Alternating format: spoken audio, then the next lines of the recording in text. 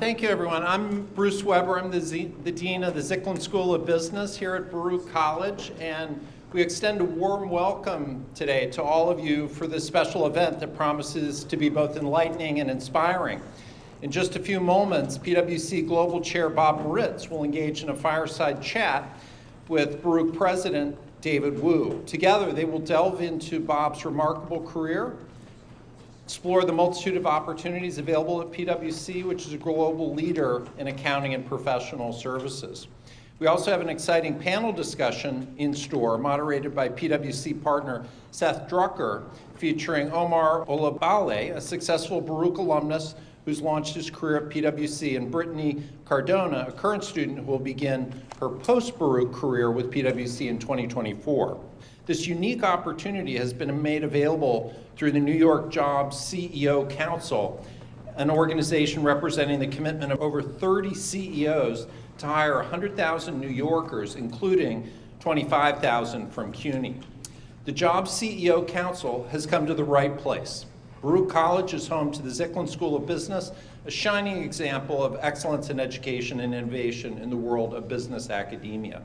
With a faculty of accomplished professors who are not only experts in their fields, but also dedicated mentors, students gain a deep understanding of business concepts while also honing their critical thinking and problem-solving skills. Zicklin's strong emphasis on experiential learning, internships, and connections to industry leaders ensures that graduates are well-equipped to excel in their chosen professions and to rise to leadership positions in the global business arena. Now, let's hear from our partner, New York Jobs CEO Council Executive Director, Kiersten Barnet. Welcome, Kiersten. Thanks, Dean Weber, and thank you, President Wu, for having us today. I'm Executive Director at the Jobs Council. We are, as Dean Weber mentioned, a group of 30 CEOs of very large New York employers that are committed to hiring talent right here in our backyards in New York City and equalizing access to good jobs. Our CEOs, if you don't know them all by name, you certainly will, Bob, tonight, you certainly know the names of their companies. So aside from PwC, it's Google, JP Morgan, Amazon, IBM. These are big companies, lots of jobs, amazing innovation happening, and they want you to come work there. The genesis of this particular series, our CEO Speaker Series, is I'm a big believer in if you can see it, you can be it. And I grew up in a small town in Rhode Island. I'd never met a CEO. I'd never come close to a CEO. I went to school in a rural area, and I remember a CEO had a CEO of a division, CEO of an investment bank of one of the big banks, came to campus. I think there was some personal connection. Maybe their child went there, and they hosted something like this. And it was transformative for me. It was so interesting to have somebody like that right in front, and also to see how humanizing it was that they'd also struggled with the similar decisions and that their career path had not been quite as straight as I would have thought it had been. And I was a finance major, and I just remember that's when I made the decision. I want to live in New York, and I want to work at a company like that. And so I hope that this is a similar inspiring and transformative experience for you as well, because this is why we've developed this series, and we have our CEOs dispersed and visiting different CUNY campuses across the city. I will have to say about Baruch, whenever my kids ask me what I do, and I have little kids, I say, well, our job is to get people jobs. And I have to say, Baruch, you all make that so easy. You are a dream to work with. Whenever we have Jobs Council events, opportunities, postings, the first, flooding in are Baruch students coming to take advantage of those. Last week, we had 100 and something students at Amazon's new headquarters in Midtown, or New York headquarters, for a career development forum, and 35% of those students were Baruch students. On my team at the Jobs Council, we have hired 3 Baruch students over the past year, and we have 2 interns currently with us. So also come find us if you're ever interested in internships. But I just have to say, I think, I love working with President Wu. We love working with you and your faculty, and this is a very special school. And now to introduce our speaker, Bob Moritz. So Bob is, as you know, global CEO of PwC. I first had the opportunity to meet Bob several years ago, involved in a different coalition of CEOs charged with diversifying U.S. boardrooms. And I saw firsthand there what what can happen and what type of social change can happen when you have a group of influential business leaders in the private sector really put their voice, their resources, their efforts and energies behind things and really walk the walk. And PwC walks the walk. So I'm excited for you to hear from him tonight. I want you to think of the Jobs Council when you're thinking of your next steps, whether it be internships or jobs, and think of our companies and come find us. And I hope that you find something inspiring in today the way I did when I had my version of the CEO Speaker Series. Thanks. I want to first take this opportunity to thank Kiersten Barnet, who just spoke, and from the New York CEO Council for choosing Baruch campus for this amazing event. And we are, of course, very honored to have Bob here with us. And he promised that he would be happy to be grilled by me, and I can ask any question I want. So I'm going to take him up on that offer. And to have a CEO of a global Fortune 500 company, taking this much time out of your busy schedule to be with us here today. And as some of you may know, that he was in a stats class earlier this afternoon. And I'm going to ask him a few things about that as well. And so the commitment from the council is very much appreciated, and we certainly treasure the partnership. And during the call that we're preparing for this event, there were a number of coordination that we're doing, and some of the coordinator commented that they got some really good questions from the Baruch student that participated. So I thought to myself, wow, that's really not surprising. Baruch students are known to ask good questions. And so I encourage you to keep that in mind and make sure you do ask good questions. And the second thought that I had was about this collaboration that both with PwC and also with the CEO Job Council is really what we aim to accomplish here at Baruch. And you may have read in the news just this week, Wall Street Journal have declared that, I'll quote, Baruch College offers the best value of any university in the country. And so it's good to be recognized as number one by our distinctive value proposition. And by the way, there are some other institutions also on the list, such as MIT, Stanford, and Princeton, and so on and so forth. So I would say people often ask me, what is the secret sauce for Baruch? And I would say, this is the secret sauce, right? And the ability to partner with organizations like the Jobs Council and being able to have guests like Bob here with us is what makes your education so valuable. So now I'm going to quit bragging and start what I'm supposed to do here.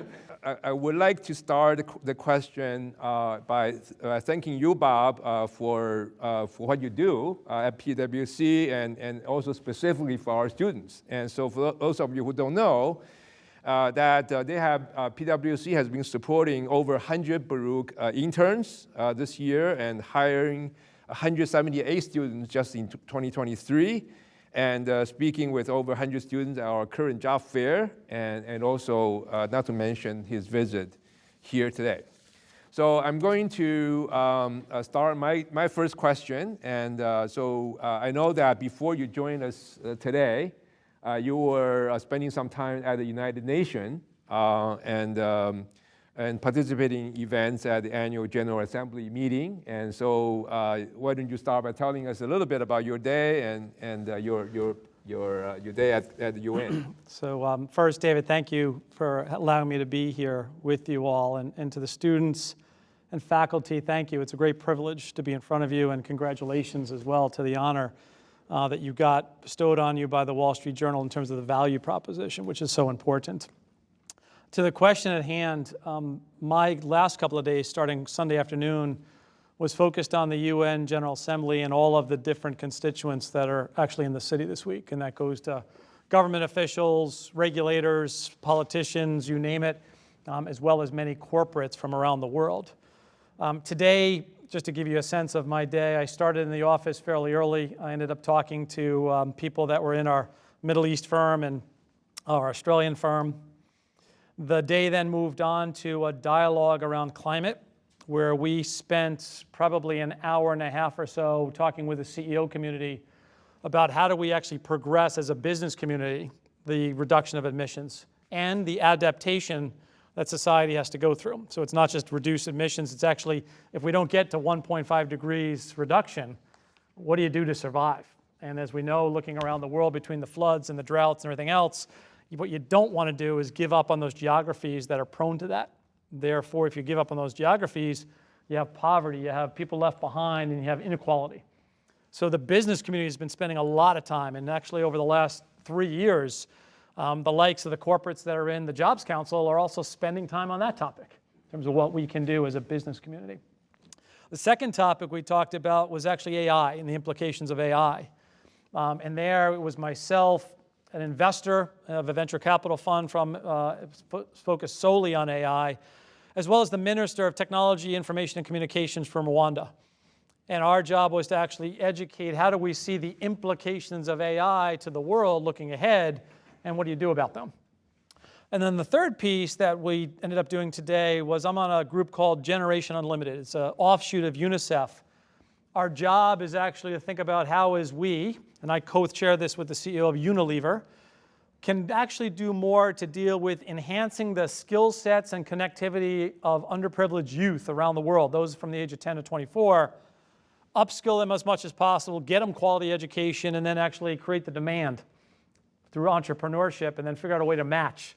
So we actually have more employment in certain parts of the world and personal opportunity for the individuals that are there. So those are the three topics that we talked about today, David, on top of the many other different meetings that are ongoing. And you can read about it in the various newspapers and blogs and online forums that we have right now in terms of what else is happening around the city. Hopefully it's more positive than just to focus on the traffic and all the nonsense that's happening on the streets. But the reality is it's really important for these forums with the UN General Assembly to actually happen this week so we can collectively come together, no different than the Jobs Council, to actually come together as a collective group to make a difference going forward. Wow, that's amazing. I can just see the kind of impact that these meetings could make, and I'm so glad to hear that you're participating in all of those actively. And so maybe bring the time back a little bit, and I know you went to one of our sister institutions, one of the SUNY campuses in Oswego, and I'm sure, just to relate to the student here in the audience here, let me tell us a little bit, bring us back to your student days, and what were you thinking, what were you struggling with, and how did you become an accounting major, and what was your journey? First, why did I go after an accounting degree? One Sunday at home, I read a New York Times article that partners at these accounting firms made $90,000 a year. And my grades and my SAT scores were really good in math, but pretty crappy in everything else. So I was thinking to myself, okay, this sounds like a good thing to pursue. And I said, why not? And it was as simple as that. And when I went to the University of Oswego, which is about an hour north of Syracuse, it rests right on Lake Ontario. In fact, my dorm was right outside where the curtains are to where that Great Lake is. And unfortunately, Oswego is so far north that there's icebergs in the lake over the winter. But I chose the school after seeing about 5 or 6 other schools. Those are the only ones that would take me because my grades weren't that great, that I ended up choosing that school. And I chose that school because, honestly, the people I met on campus smiled more than other places. And it was that simple. It was a gut feel check in terms of the decision. The school had a great program, as do many schools, but it was the feel I got from walking the campus. And that campus up there is beautiful. The problem was I went in the summer.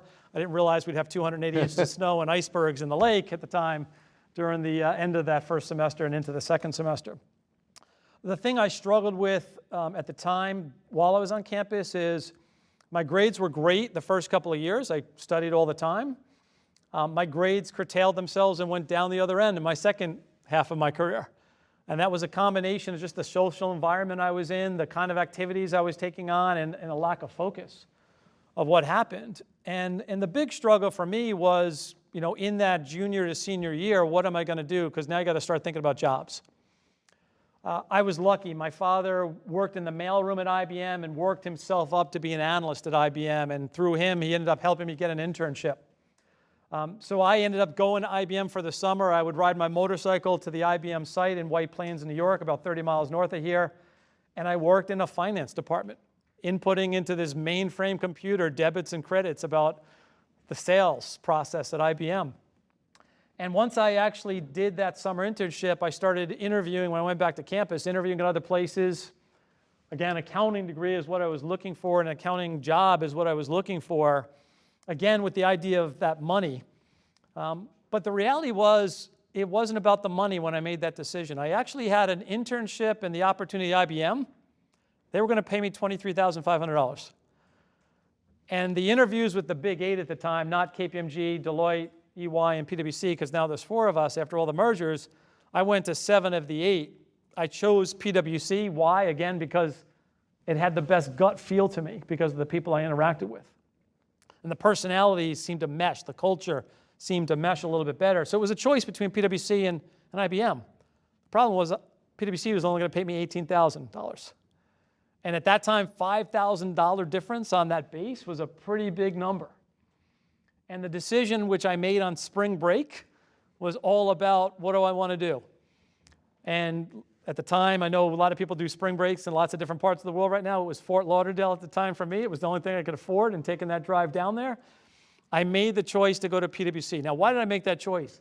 I made that choice because I thought it was easier to go to PwC, get certified, which requires pass the CPA test and get 2 years experience, and get the hell out. And I'm still here 30 some odd years later. But that was my motive back then, because my thinking was get certified, get that credential, and then go work at IBM. As opposed to if I went to IBM and I didn't like it, I would never get to a place like PwC. My shot is blown. I'm done. I have to think about what else is next. So that was the struggle, honestly, David, back then, of which I ended up making the decision to go to PwC. I got lucky with an interview, and again, my grades weren't as great as they probably could have been when I look at the class that got in that day. They were really interested, a lesson learned, really interested in the experiences and what motivated you and got you to do good work, and the references you had and the extracurricular activities that you did. And it wasn't just being in a club over here or a sporting group over there. It was what you did to learn from that, adopt from that, and adjust from that. Sometimes you were leading, sometimes you were following. How'd you deal with both? And the guy who interviewed me, George John, I shared this with the class earlier today, just so you know. I think today it was a pity hire. I got the evaluation many years later when he retired. He handed it to me, the evaluation when I did that interview. And it said, seems like a pretty good guy. Grade points are so-so. Seem to have a motivation to want a job and do better, always in the spirit of continuous improvement. If he gets a job, hopefully he can have a better suit, because I got my suit from Sears. And I was wearing cowboy boots to the interview. I rode a motorcycle with cowboy boots. And he wrote that at the bottom, which I never knew he actually knew that. I never knew he saw it underneath the desk, but he did. But he was nice enough to hire me and take a shot at me, and that got me to where I am today. Wow, that's quite a story. And I also just found out what we have in common. I also rode a motorcycle when I was in college. Actually, I still have a motorcycle. What kind, though, is the question? I have a Yamaha race bike. You gotta go Harley. Yes, I don't have a cowboy boots. Now, I think both you and I it was safe to say that during our professional career, we have witnessed many changes, right? In our profession, in our organization, and so on and so forth. So I'm just curious to know, how do you manage those changes? I mean, both personally and also people you work with and people you lead, and how do you manage those changes over the years? Yeah, look, it's a great question, and I'm going to come at it from 2 angles. On the professional side, you go through a great amount of change. When I joined PwC, not everybody had a computer. You rented this sewing box, this big machine that looked like this, and you could use it for a couple of days in terms of the computing power that we brought to the table. And here we are today with that same computing power, candidly, on a watch. And how we learn and how we adjust is super important to that. Now, the good thing is with the organizations that are part of the Job Council, they help you with those transitions. We think about AI today. There's going to be another radical amount of change that's going to come from the use of AI. And the job market, the labor market's going to change radically, but you don't have to go it alone. So you're going to end up in an ecosystem of people. People you work for, the supervisors, people that are on your team, people that work for you. And it's that ecosystem that's going to help you through that change. So that's one element I would just put out there. My thinking and the learning there as you go through, and I've had the experience of many, many years at the time, don't let your ego get in the way of asking for help. Don't try to do it alone. And many of you are, I'm sure, type A personalities, as many I'm sure are in Baruch and others that got you to where you are today, that you want to prove it to others. Well, take the ego down and just ask for help. It's actually not a sign of weakness. It's a sign of help and strength. Now, I want to go to another side of the struggle and the changes. Life in general, folks, is going to provide you a lot of change. I'm going to get very personal for a second. I'm in a second marriage. I went through a first marriage and got divorced. I got divorced when my 2 kids were really young. I never told anybody in the firm I was going through this. I don't know if it was the male ego. I don't know if I didn't want anybody to think it was going to lessen me in terms of my job or the ability to do my job, but I didn't tell a soul until after it was done. And it was years later when I was in a leadership role, when I was speaking in front of a group of people about inclusion and diversity. And my point was, I can never put myself in a female's shoes, but when I went through that divorce and acting as a single dad, trying to take care of kids on a limited basis, and again, it was only limited. My ex-wife took care of the kids the majority of the time as I traveled around and worked, etc. So kudos to her for everything she did. I can't imagine what that's like. And I went to this conference, again, never telling people or sharing the story that I went through marriage counseling. I never told a soul in the place. And I shared this story. And here's the interesting part. After sharing the story, somebody came up to me and said, Bob, thanks for sharing, because I'm going through exactly the same thing and I've not told anybody else either. Now, what's really interesting to finish this story, it's about 7 years later, this person who's still with the firm came up to me. They just made partner at the time. And they said, thank you. I said, what do you mean? He goes, I was in the room when you told that story. I came up to you afterwards and said I was in the same situation. I learned from it. I actually went back and changed my approach in terms of how to tell my team what I'm personally going through.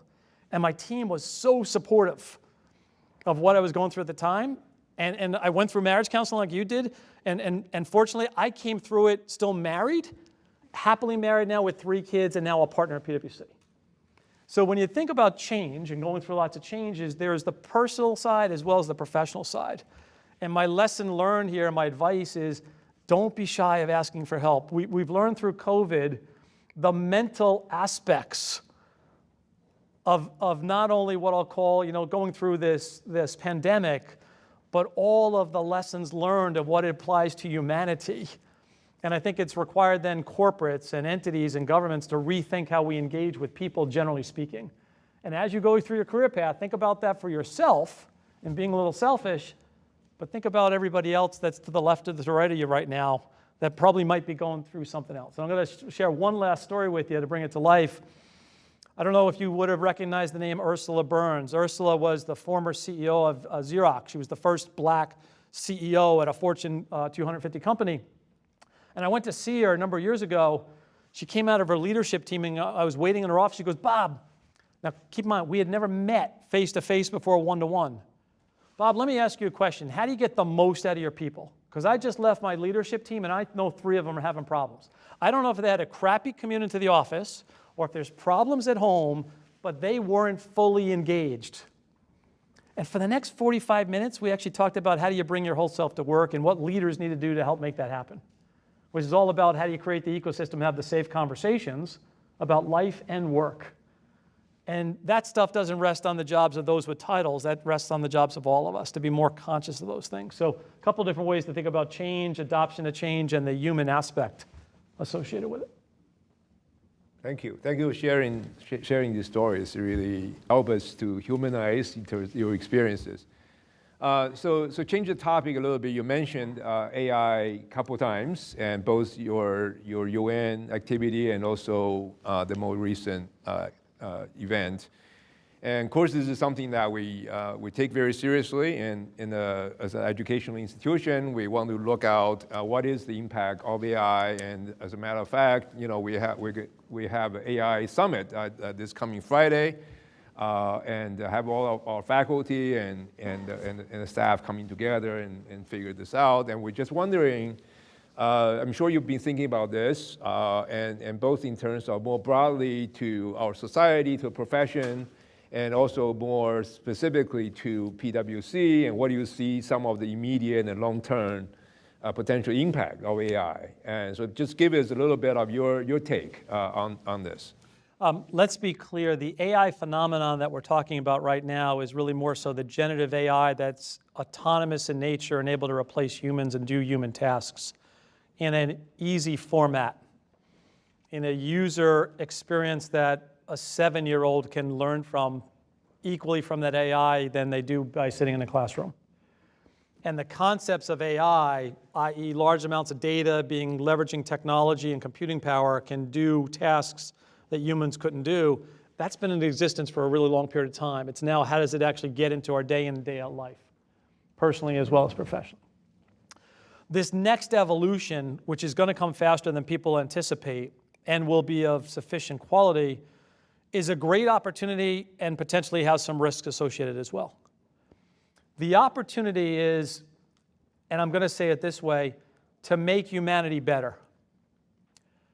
The analysis that can be done in terms of how AI is actually today looking at the DNA schemes of humanity and thinking about the research needed that has taken decades by humans to research, and then the AI can do it in minutes to figure out what's the right drug, preventative, or the right changes in diets to help people change their lifestyle to have a higher probability of success in dealing with whatever threat comes their way is just fantastic. Likewise, the AI computing power and the ability for us to ask those questions around how to actually mitigate climate risk is another way AI is going to be beneficial. And I would hope that we don't get scared by this perception that it's all going to replace all the jobs that are out there.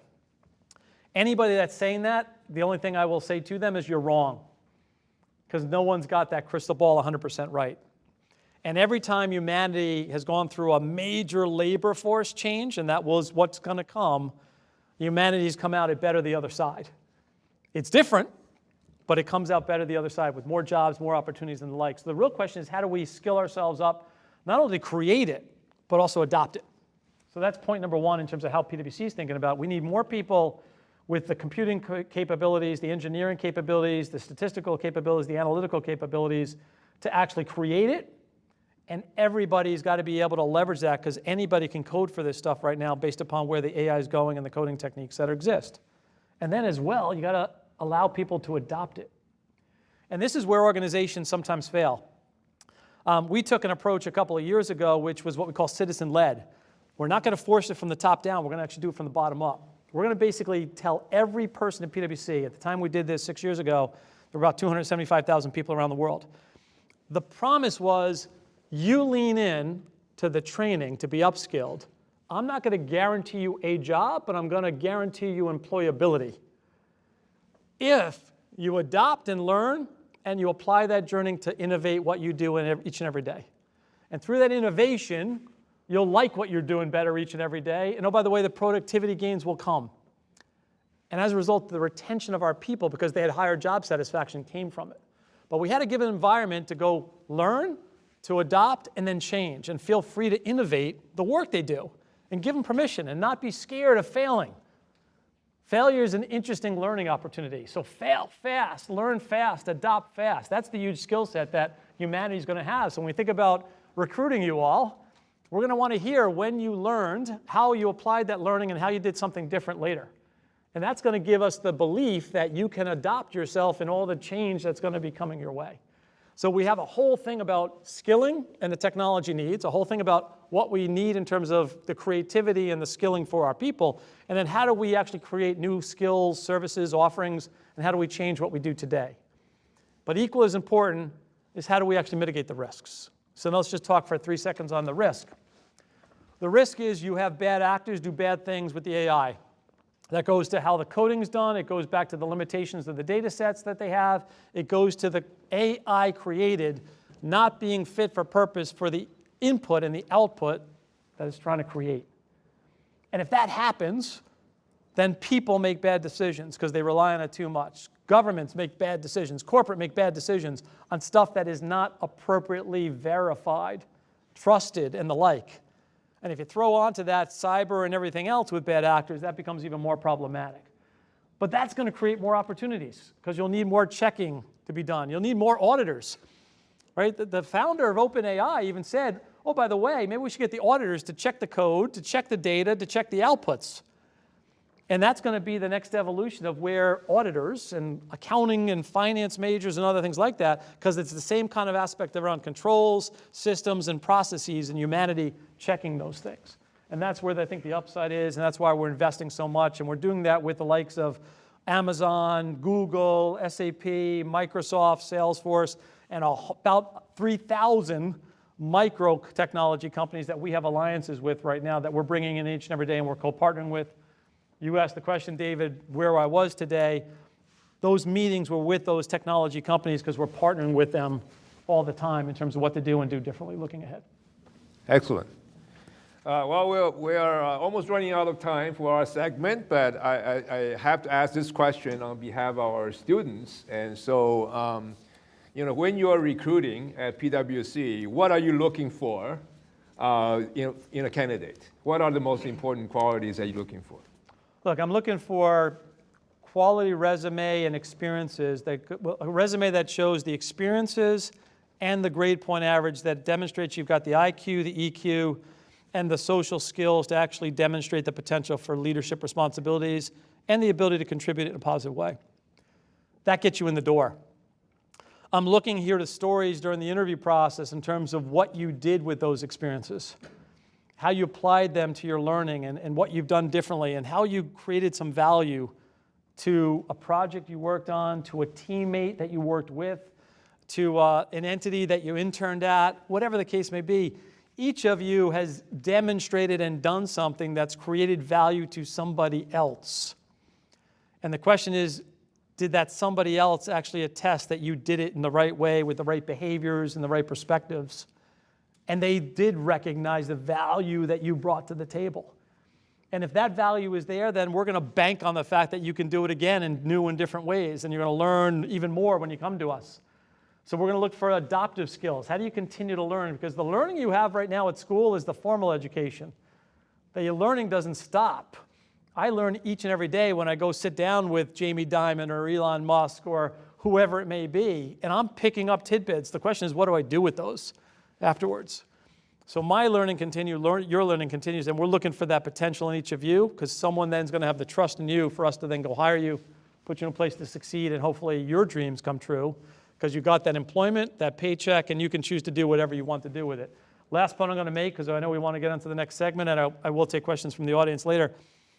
Think about this for a second, folks. We've done the statistical study, just coming from that statistics class. If you stay with PwC 2 years versus 6 years, your earnings potential over your lifetimes is 10 times greater from the incremental 4 years of experience that you get from us. Your promotion opportunity 2 years versus 6 years staying with us is 8 times greater.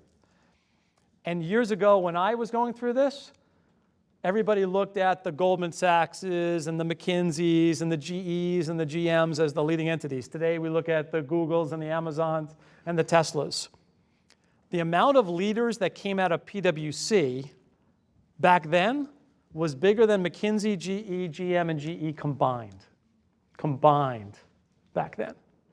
And that's because they got great experiences that enhance the resume, regardless if you choose to stay with us or leave us. And the Jobs Council and the companies in it, that's the experiences you're going to get from those companies that allow to create the job optionality, job security, and job potential for you all going forward. Thank you. That's an excellent answer. We really appreciate it. So now I'm going to hand the podium back to Seth Drucker, who is going to lead the next section. And thank you so much. Really appreciate it.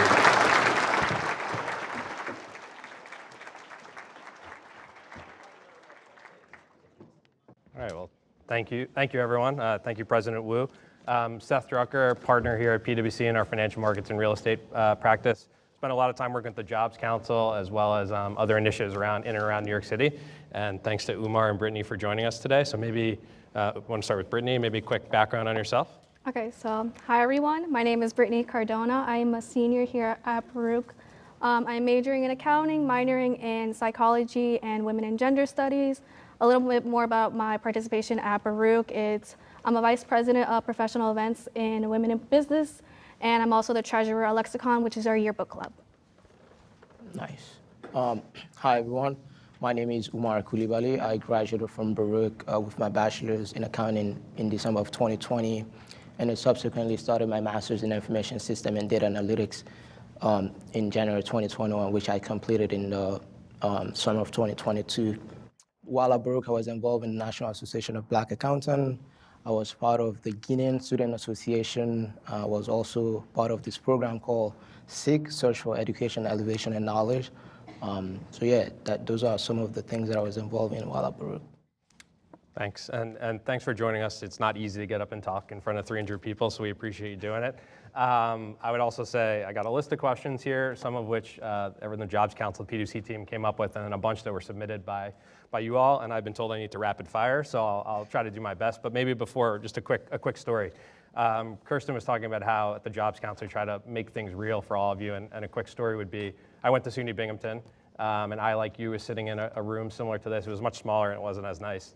But it was about 20 years ago, and I was listening to a partner speak around what it's like to be at PwC. And like I said, that student was me and that partner was Bob. And when we were prepping, for this, he said, I don't remember what I said in that meeting. And I said, whatever it was, it must have worked because I've been here 20 years too.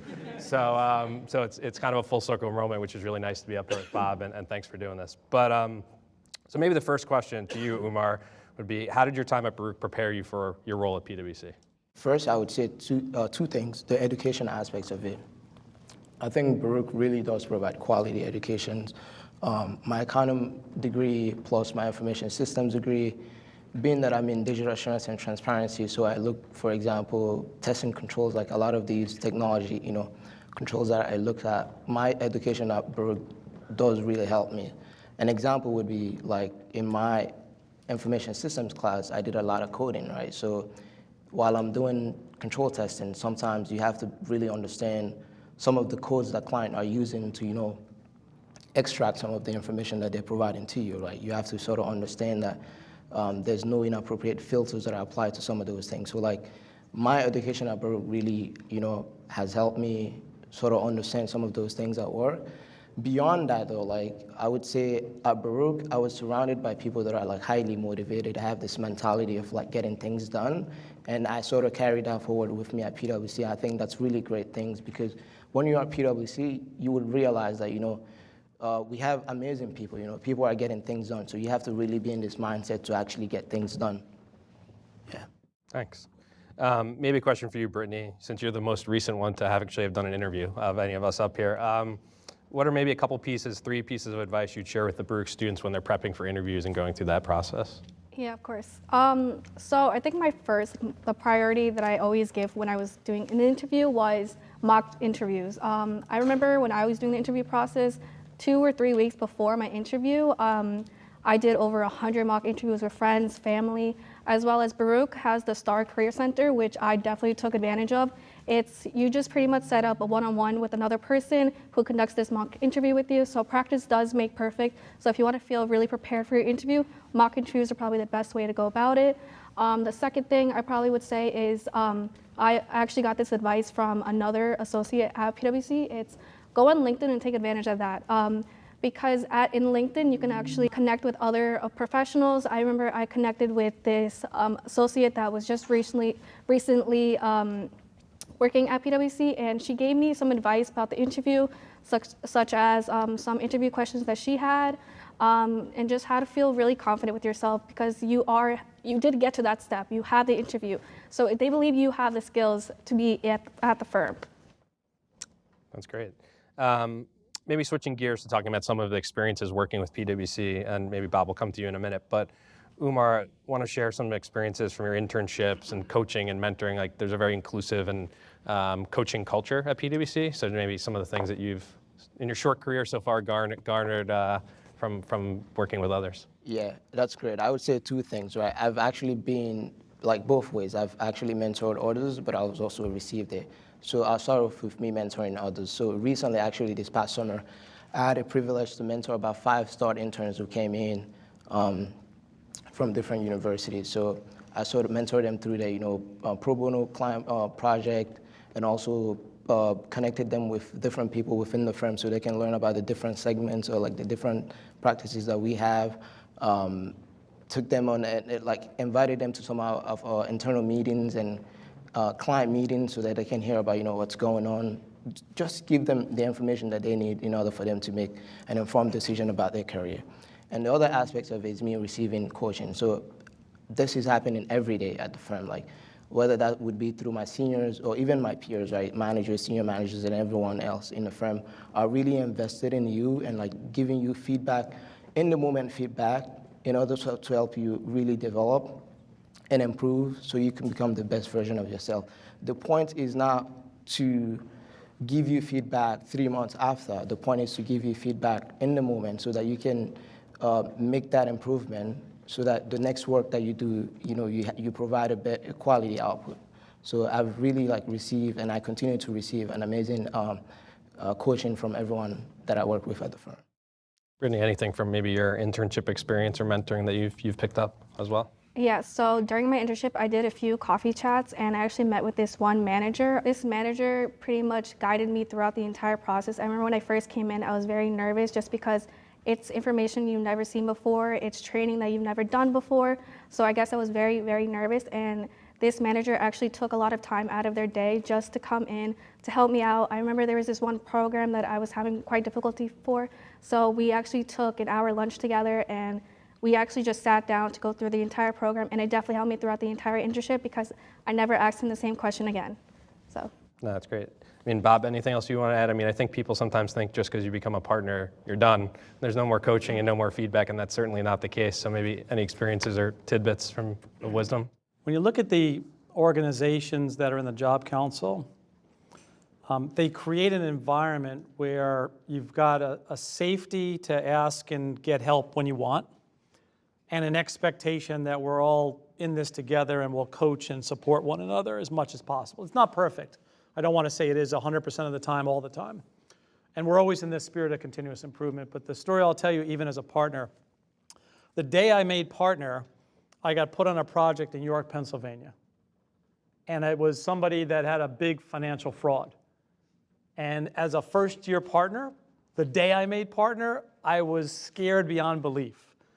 Because I was the one now talking to the client. I was the one talking to the media and everything else associated with it. And there was media following me because this was pretty scandalous in this particular town. And for 2 days, I was out at this place, and I remember calling my wife at the time saying, please, the press knows my license plate, they're trailing me, don't talk to anybody, et cetera, et cetera.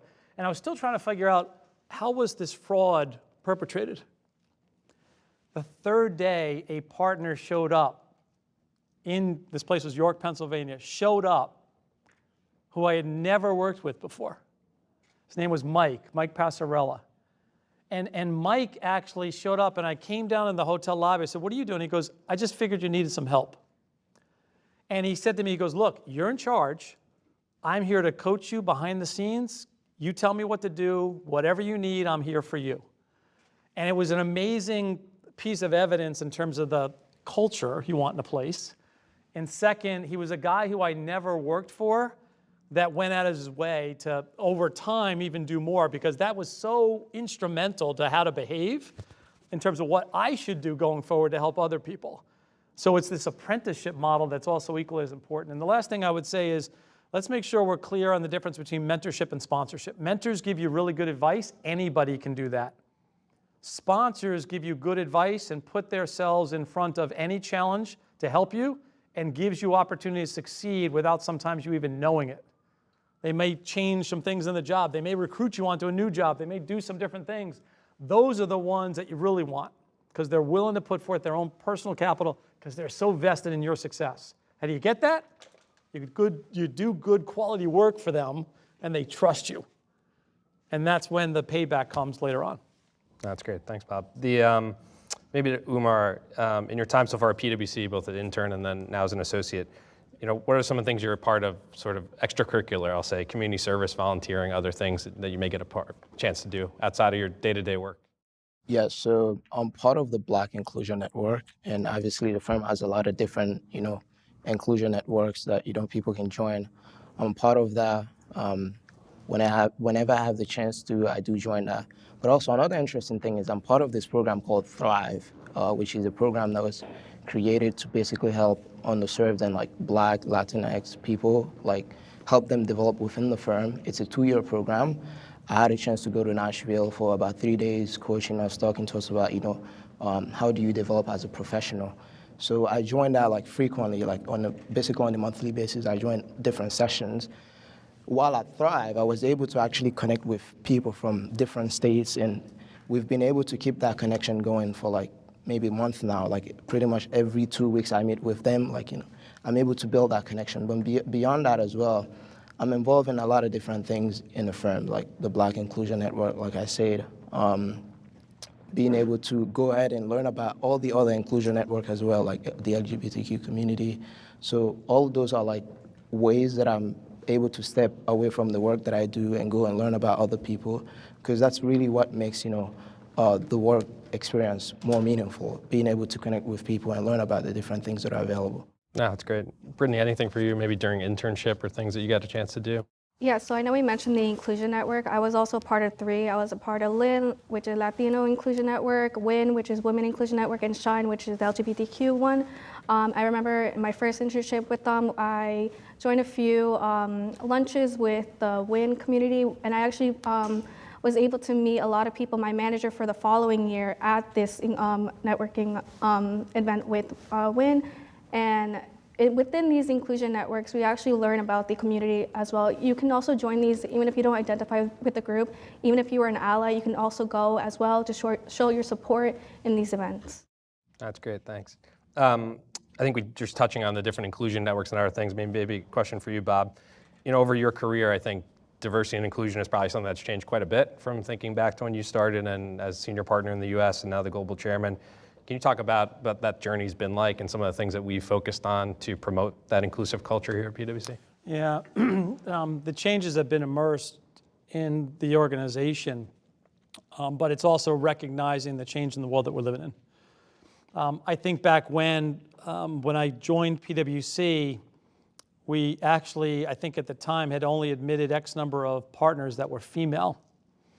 And as we've evolved over time, we actually, rightly or wrongly, have moved away from what I'll call bias training and quotas to expectations of leadership to create bigger opportunities to think about how do we get not numbers higher, but rather retention and populations representative of society overall. And it's so important because when we go to, again, being a people business, it's all about the people. You better make sure you're representative of society, and you better make sure you're representative of the companies and the expectations that you have. And we want you to be proud of what we do from a hiring perspective or retention perspective. We want your families to be equally proud. We want our clients to be in awe of what we do in these areas. Back then, it wasn't like we talked a lot about this. We kind of did it to ourselves quietly. Now, we're doing it to ourselves and actually talking to others about what we're doing to get them to learn. And then we're actually coming together.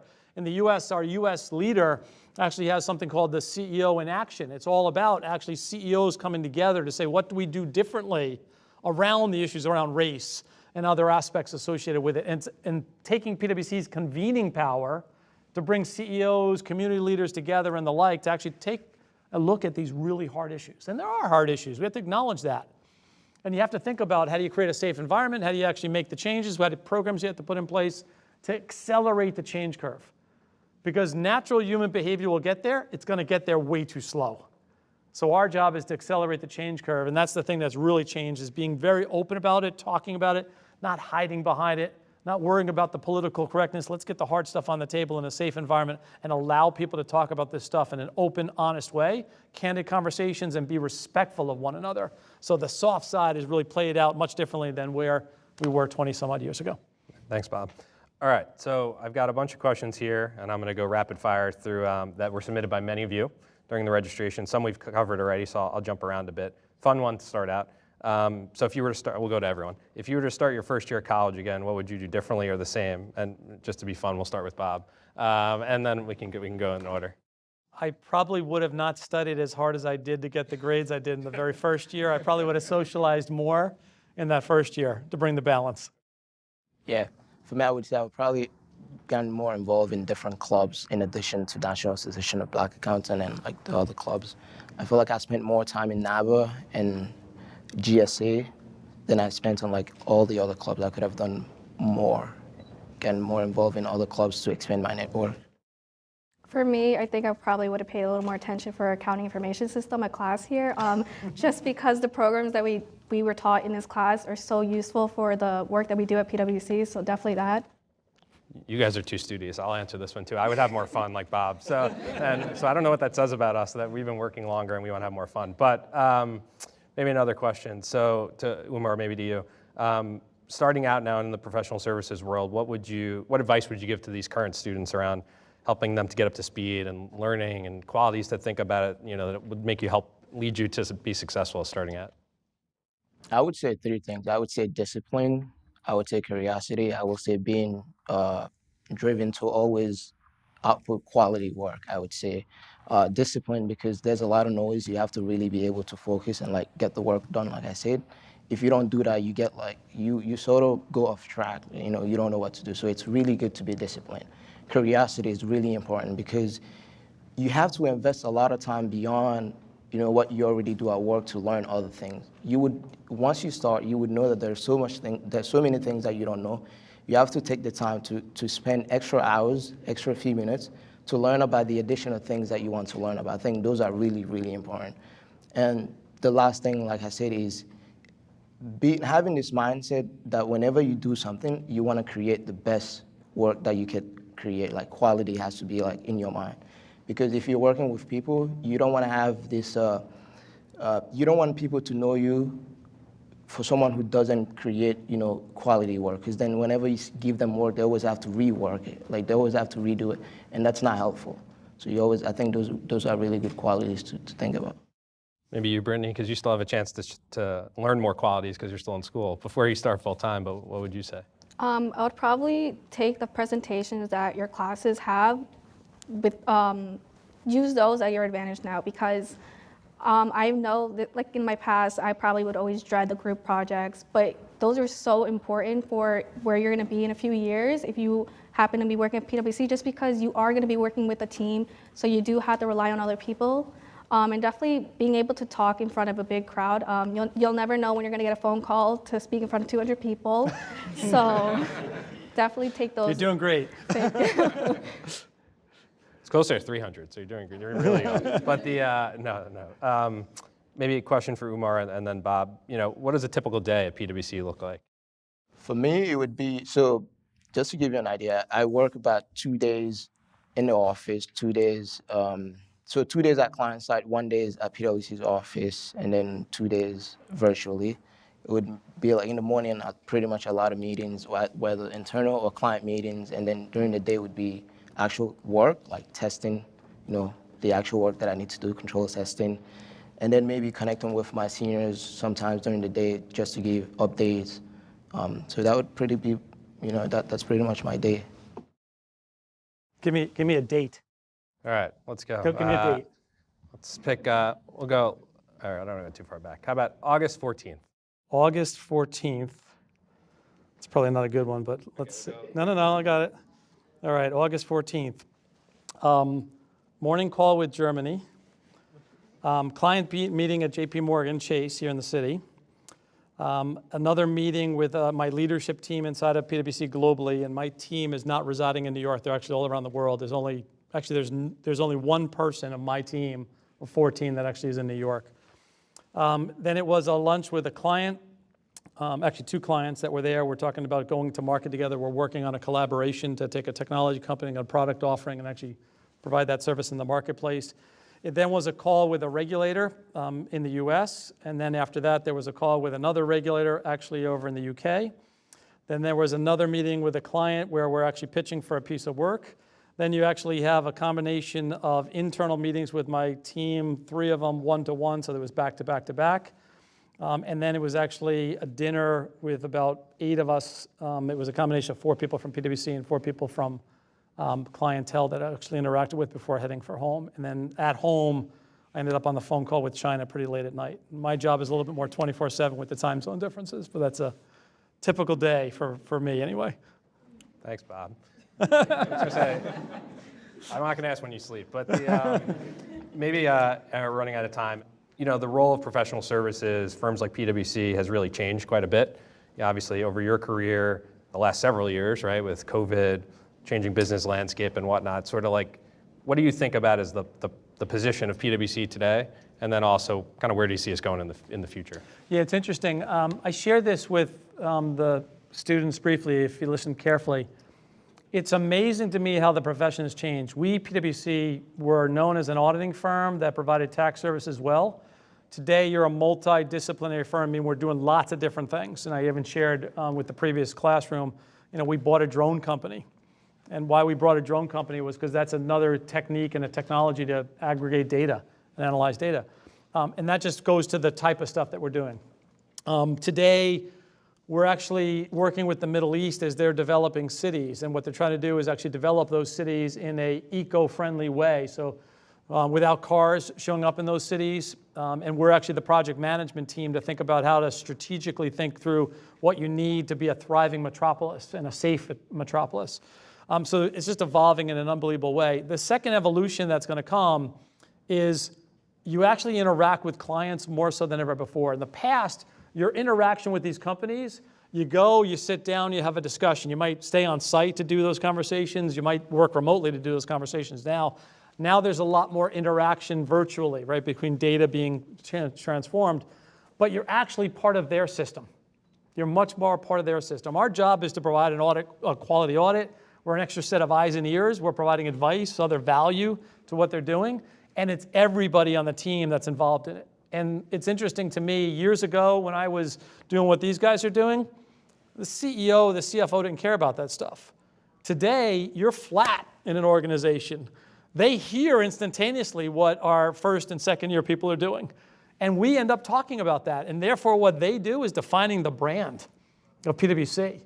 And then the next evolution is going to be this AI aspect in terms of the implications that it have. And that, to me, there's a huge, exciting opportunity. I think about this as sort of a Super Bowl moment for the profession. What do I mean by that? The world's changing so radically, they need help from these professional services organizations. They can't do it by themselves. The demand is endless because they don't know what to do. And they're looking at us to bring best practice. And if you think about changing supply chains, changing customer experiences, changes because of technologies, it's going to be firms like us that are in the middle of that kind of stuff to help organizations and governments actually go there. So there's nothing but upside in terms of the personal experiences I think that people will have as a result of that, and the upside potential for an organization like ours and the profession that we're in. And I think it's really exciting if you're sitting here in New York because of the size and the scale of the organizations that you actually interact with. And again, that comes back to why the Jobs Council is doing what it's trying to do. Thanks, Bob. I hope that you all take away, you know, there's nothing but opportunities out there, and you never know which opportunities are going to find you. And that's what obviously we're focused on. That's what the Jobs Council is focused on. So thank you to President Wu, Dean Weber, Kiersten, and the Jobs Council, and of course our PwC team for everything. And of course, thanks to our panelists, Britney and Oumar and Bob for joining us, and we'll see you outside. Thanks a lot.